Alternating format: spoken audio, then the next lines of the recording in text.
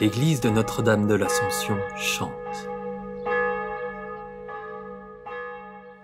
Ce récit caractéristique, comme les montagnes qui entourent le village, nous paraît immuable.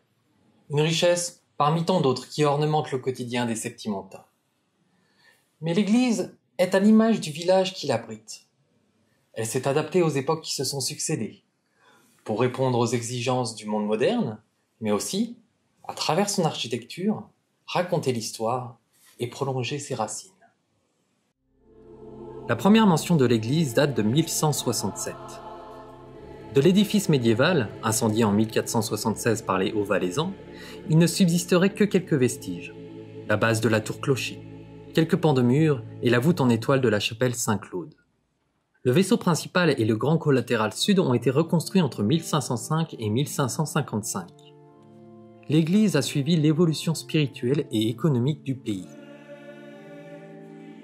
En 1604, il fallait non seulement l'agrandir, mais aussi l'embellir, lorsque les maîtres maçons Amoudru et Guerdil élevaient un nouveau chœur à la composition particulière, avec ses manières gothiques tardives et ses grandes fenêtres.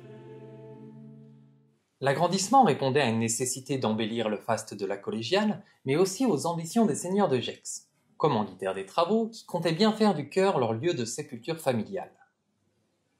En replongeant dans l'histoire de l'église, sous l'Ancien Régime, il faut se figurer l'édifice pourvu d'un haut clocher. En lieu et place du petit toit à 4 pans, qui couvre maintenant la tour, s'élevait une puissante flèche octogonale ceinte de 4 clochetons.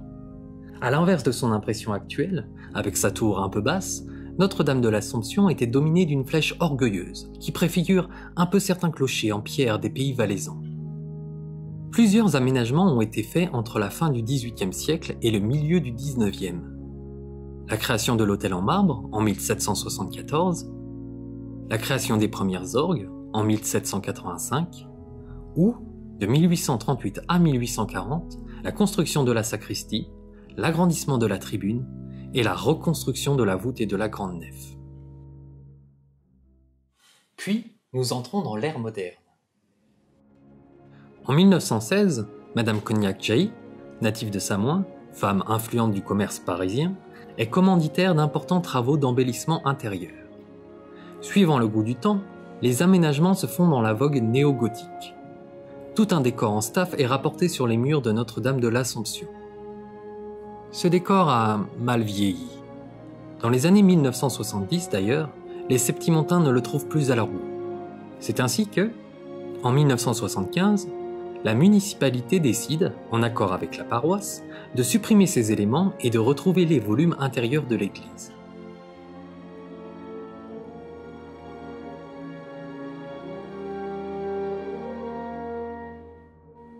Aux fenêtres du chœur, les verrières peintes du XIXe siècle sont remplacées par des vitraux réalisés par un atelier de Chartres en 1982.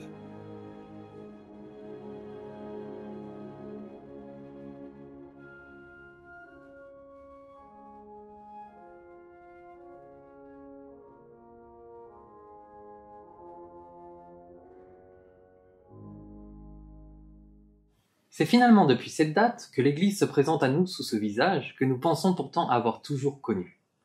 Un visage si gracieux que l'édifice est désormais inscrit au titre des monuments historiques depuis 1987. L'église de Notre-Dame de l'Assomption chante. Et pour teinter ce chant de nouvelles harmonies, en 2017, un grand orgue a été installé avec une console mobile et un système électronique à la pointe de la modernité. Illustration de cette volonté qu'a Samoin de rendre notre identité culturelle, d'un âge désormais vénérable, toujours contemporaine.